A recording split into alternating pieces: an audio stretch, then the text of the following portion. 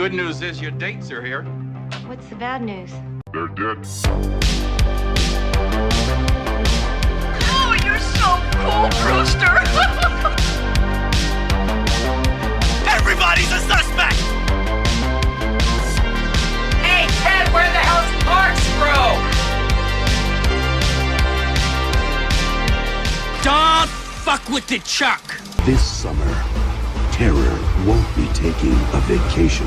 Today we're going to be talking about Halloween H20 in 1998, literally 20 years later. Jamie Lee's back, Laurie Strode. We got Josh Hartnett making his debut. We got the dude from Jumanji, Alan Parrish, I don't know his real name, but we have him. LL Cool J's in this. We got Joseph Gordon-Levitt, I'm pretty sure that's his debut as well. He's got a super sick death. He gets an ice skate to the face, and it's like, I just wish the movie was more graphic like that, but it's not, it's more tame. Kevin Williamson wrote this, and he's known for Scream, and I know he did Last Summer and all that fun stuff. But it definitely shows, it's got that Scream feel, because it's just a Dimension movie, and they all kind of have the same feel. Steve Miner directed it, and he did Friday the 13th Part 2 and 3, if I remember right. If I'm wrong, I'm a fucking idiot.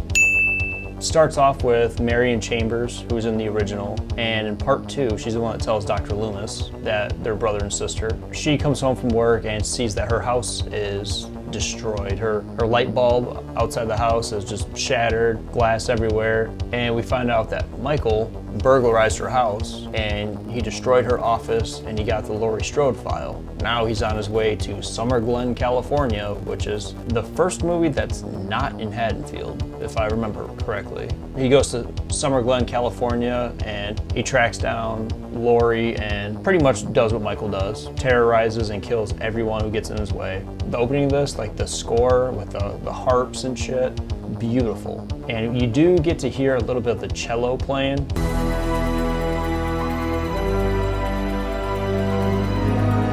It's not as prominent as the Halloween Kills, which is still the best score throughout the entire series.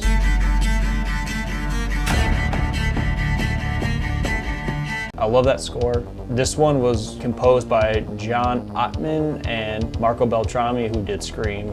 And it's just like a post-Scream era movie, so it has the same feel as Scream. A lot of the strong points to this movie, it's a personal favorite of mine, but a lot of the strong points was honestly just the replay value it has. It's got like this charm to it. Don't get it twisted. This movie does have problems. It's got 3 different masks and 1 CGI, and it's an abomination if you ask me. Give me the blonde hair from Halloween 4, I'll take that all day over the CGI mask. But the best mask though is the opening when he kills Marion Chambers. That's the only time we see it though. The rest of the movie, besides the CGI mask, is just this really weird fucking, it's like you see a lot of the eyes, and he's supposed to have the blackest eyes. The devil's eyes. Yeah, he's got like spiky hair, and it's not a good mask. He's played by Chris Durand. I don't know, it just has a certain charm to it where it draws you in. I don't know how to explain it. It's a childhood favorite of mine. Like, I grew up on Halloween H20. It's probably the one I've seen the most, and this is a very divisive movie.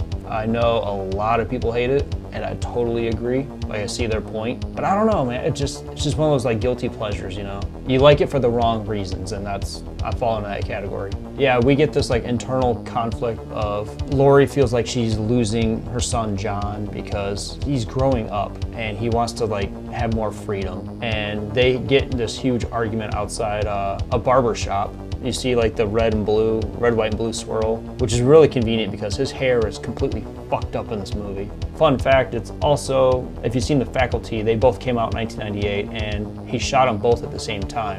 And he decided to keep that hairstyle as like a creative choice or some shit. It's god-awful hair, super jagged and just uneven. He wants to go to Yosemite, and Jamie Lee's not letting him, and she's going under the name Carrie Tate in this movie because there's a clip of the newspaper article saying that how she died and everything. He just wants more freedom, so like the whole school, the whole academy is Hillcrest Academy, by the way. Hillcrest Academy is going to Yosemite, and he's telling his mom he's gonna go, and she's like, no, you're not. Basically, they all find like him, his best friend Charlie, their girlfriends Sarah and Molly, if I remember right. They all have their own excuse for staying back. One's sick, one forgets his homework. And they end up staying at Hillcrest and they start partying and they're about to get laid and just doing all that shit, you know? Obviously Michael shows up, foils their plan, and starts fucking murking people. A lot of the deaths in this movie are kind of tame, and that's kind of sucks. Like, you do see Marion Chambers, she gets her throat slit. You do see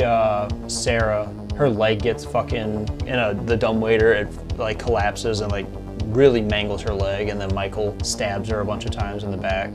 Michael's knife in this movie is fucking ginormous. It's a huge knife and it's so unnecessary. But yeah, other than that, you don't really get to see a lot of like gore and like compared to Halloween 6. Yeah, there's blood here and there, but like it's just not as graphic as Halloween 6. Michael starts attacking everyone, and there's a couple nods in this since Steve Miner directed it. Jimmy, who's played by Joseph Gordon-Levitt, and like I said, I feel like this is his debut as well. He's wearing like a hockey mask, so Jason. He's got a hockey stick, you know, it goes with the whole ensemble. And then you have Janet Leigh, which is Jamie Lee Curtis's mother. She was in Psycho. The same car she drives in Psycho is the same car that she drives in this. And when she walks to her car after she says, "Oh, and Miss Tate, happy Halloween," you get to hear like a little bit of the Psycho score playing, which was a nice touch. She's dating a guy named Will Brennan, if I remember right, and he's like the guidance counselor. And she kind of opens up to him and says that she's done everything. 12 steps, group therapy, meditation, blah, blah, blah, shrinks. She tells him the whole Michael Myers story, and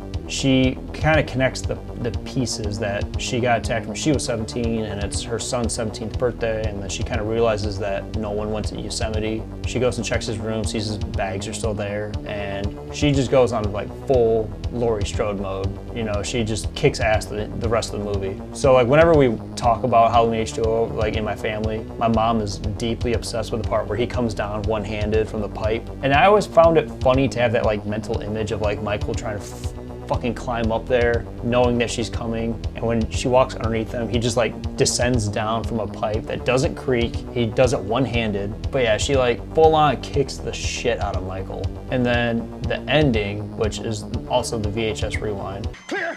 Clear.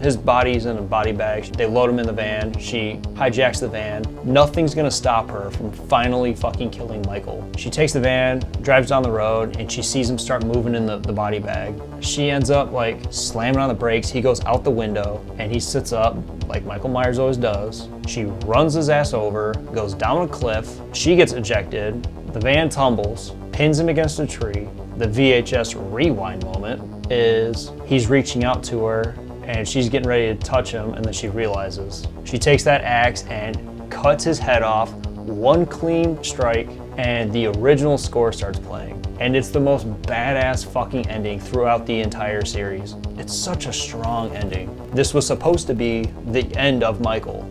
The next installment, my bitch-ass little brother is deeply obsessed with for some reason. Austin, I love you, but I cannot wait to fucking rip into that movie.